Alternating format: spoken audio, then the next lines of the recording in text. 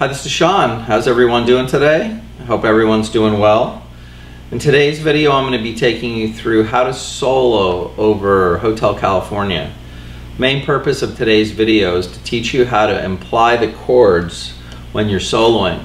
This song is in the key of B minor, but there's a lot of secondary dominant chords in it, which means that some of the notes in those chords don't fit in the key. So we're going to explore chord tones, how to navigate secondary dominance. Of course, we're going to go through pentatonics, and we're going to go through some modes. Now, the main idea here is to be accountable when you're playing. So when you're playing, always in the back of your mind, keeping track of what chord's coming next, what are the chord tones, what are some good leading tones that can take you from one chord to the next chord. And that, if you incorporate that into your playing, your lines are going to take on the sound of the chords. And that's kind of the goal for today's lesson. If you look at the link below, I've put down a couple of things there. There's a link to my website. It's going to have a jam track for Hotel California, and it's also going to have PDFs of all the source material we talk about today. I put it all together in a bundle. So you're going to have your minor pentatonic scales, you're going to have your modes, and you're going to have your chord tones for all the different things in this song. I also have a video of how to play the actual guitar solo. YouTube took it down. They said copyright infringement. But if you're in another country, you can still see it. I also have it on the link below at Facebook. So if you wanted to learn the song note for note, at my Facebook page, I have a video of that. So if you like what you see in this video, please subscribe. That'll help me out a lot. If you want to get notifications, just click on the notifications tab. Really appreciate all your support, and I hope you enjoy this lesson on how to solo over Hotel California. Oh, one other thing. A lot of people ask me what kind of gear I use. I have a very simple setup. So here's a picture right here. There's my amp. I just use a Tone King Comet 20 watt. I mic it with Audio Technica 4033, and then the next thing I have here is my pedal board. For this, I'm only using a red snapper and the Box of Rock, the Boost. And through all this, I'm going into Logic through an Apogee Duet. So lots of times I get questions, you know, what gear are you using, what amp are you using? That's my setup at home, pretty simple setup. So let's get started. Hope everyone has a great day or great night. Okay, so the first thing we're going to talk about is being accountable. When you're playing through a chord progression, you really want to memorize the chord progression. That way when you're soloing, you can anticipate the next chord that's coming. So, first part of the chord progression, we're going to have a B minor, then we're going to have an F sharp 7 chord. Secondary dominant, in this chord you basically have an A sharp. That's not in the key of B minor, so that's something to be aware of. Then we have an A, or actually an A chord, and the A sus2 if you use a capo, but he's really implying an A dominant 7 chord, which is the 5 chord in the key of D, 7 chord in the key of B minor. No problems here. Now we go to an E9 chord with a C sharp in the bass, but we're just going to play E9. Another secondary dominant chord. Here's another issue right here. We have a G sharp now, so you got to be aware of that. Now we're going to go to G. We're all good. This is in the key. D, the relative major. It's in the key. E minor, 2 chord. Now we're back to the F sharp 7, the other secondary dominant chord. So let's talk a little bit about navigating through the first 2 chords. So the first chord's a B minor, so you can obviously play B minor pentatonic. You could play B natural minor.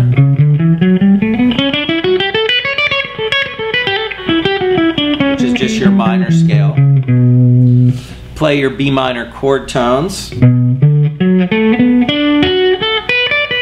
minor 7 there, or a regular B minor. Okay, now we get to the F sharp 7 chord. So, like I said, one of the most important things is that you're accountable. So after you get done playing this for the F sharp 7, now this note is not in there. So it's really good to be aware of that, because then you're soloing and you're keeping track, okay, here comes the F sharp 7, and there's our note. It's not in the key. So it'd be good to hit that note or to stay away from this note, because that's going to kind of clash. Staying away from the A, going right to A sharp. Now over the sharp 7 chord, what you could do is you could still play B minor and just make this your focus, this note here. You could also target the F sharp, which is in the key. Then there it is right there again. Now the other thing that you can play over the F sharp 7 would be the chord tones. 1, 3, 5, flat 7, 1, 3, 5, flat 7, and 1. Those are the notes that make that chord.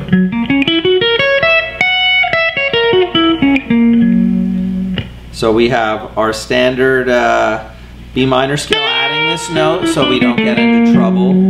Then we have our chord tones, another choice. Then we have our mixolydian scale.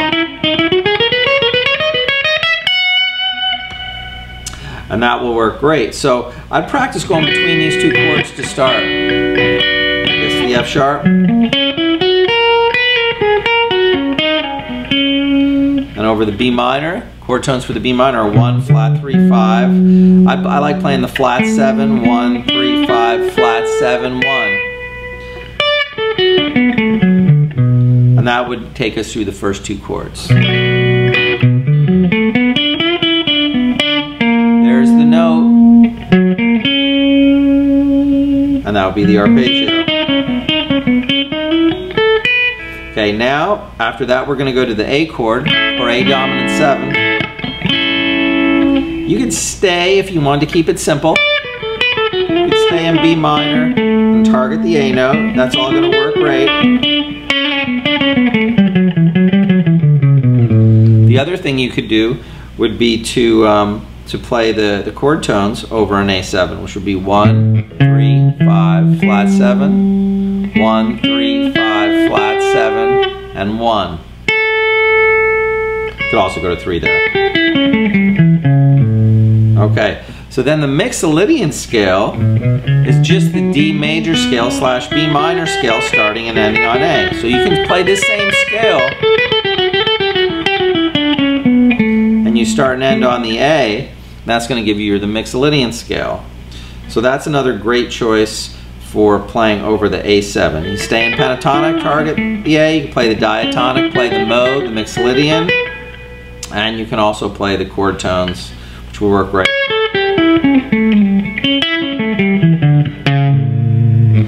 Okay, so now we come to our 9 chord, which is just like a 7 adding the 2 onto it, or adding the 9 onto it. So we're basically adding the F sharp. Now, this is a secondary dominant chord, so once again, you could target the E note and just stay in the key and stay away from the G note, and add the G sharp, and that would sound like this. And that'll work great over the E. So that's the easiest way to go about it. Just think of B minor, adding this note.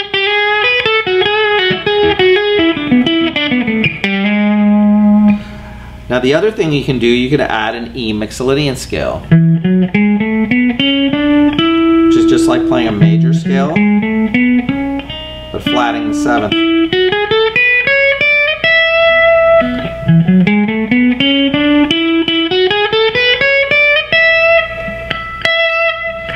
Okay, and then the chord tones. 1, 3, 5, flat 7, 1, 3, 5, flat 7, 1. So that's what we could do over the E9. Now the 9 is right here. That's the F sharp. So you could play, that would work really good. Adding that F sharp. And that's the 9. Okay, so now we have G chord. Now the G chord is in the key, so we don't really have to worry about it too much. No problems there. So if you're playing B minor, There's your G. So the first thing would be to at least target the root note.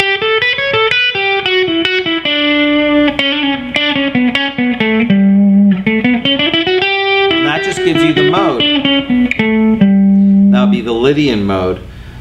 So you're playing a B minor scale, but starting and ending on G, and that gives you the Lydian mode. That's going to outline that chord real nice.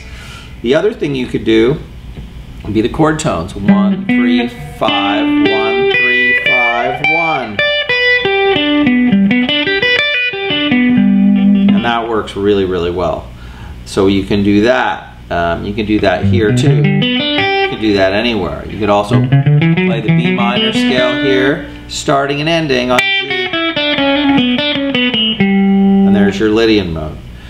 Okay, so now we're back to D, which would be, actually we're not back to D, we're on to D. And this would be the relative major of B minor. So this is just your standard, you can still stay in B minor, start and end on the D. That gives you your D major pentatonic scale. D major pentatonic, D major Ionian, standard major scale. Excuse me, that's going to work right. And then just the standard chord tones. And the chord tones are probably the most important thing to add when you're playing. So that would be the D. And then now we just have two more chords. The E minor, which would be the 2 chord. Once again, you can just stay. You can literally just stay in this shape and add the E because it's in the key, no problems there. But the thing that's really good to do would be to hit some of the chord tones, the notes that imply the chord.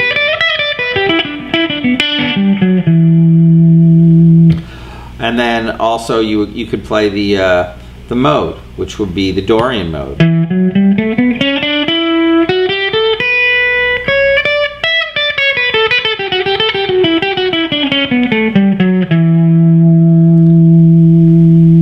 And that would be over the E minor. Now the last chord, we're back to the F sharp 7 chord, and this is where we started. So for this chord, all the same stuff we talked about before. So a great thing to do would be to loop yourself playing over the chords or play with the jam track, but first just rehearse some ideas so you've kind of pre-composed some ideas to take you through each one of these things. So starting with the B minor, secondary dominant, we have the F sharp. Now we're back to A. And then there's my main note that I would use over the E9.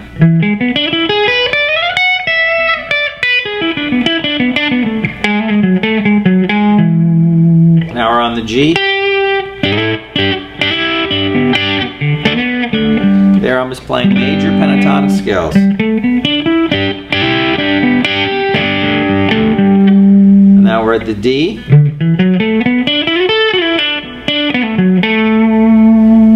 And then right after that we're going to go E minor,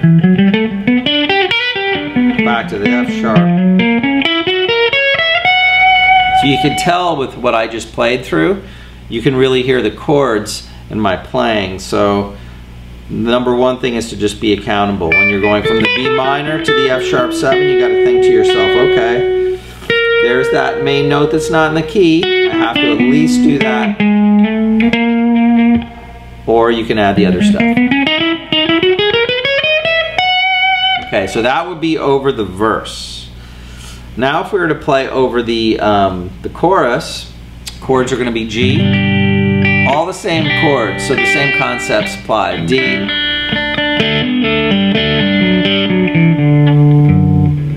F sharp 7, B.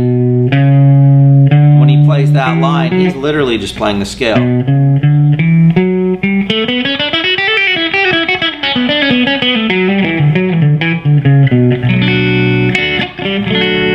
Okay, so then we do G again.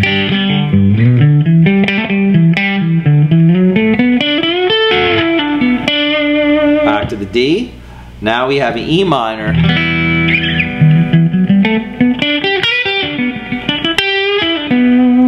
And then we're back to the F sharp 7. Now, with each one of these things, the other thing that always works is the pentatonic scale, the major pentatonic scale for that given chord.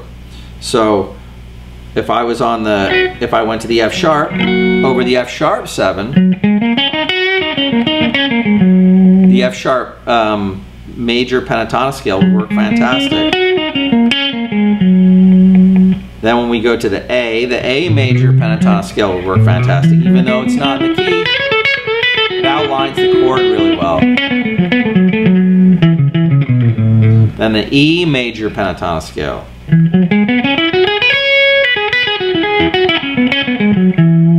If you were to just go through each chord and play the right corresponding pentatonic scale for that given chord, that's also going to give you a really great sound that's going to imply the chord. So I would highly recommend doing that. So once again, be accountable. I practice just strumming through your chords, and then maybe on every second chord try and play a line. Now I'm on the E, I gotta think ahead.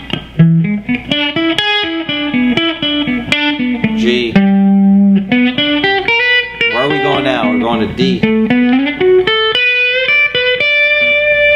Now we're at the E minor. Back to the F sharp. Back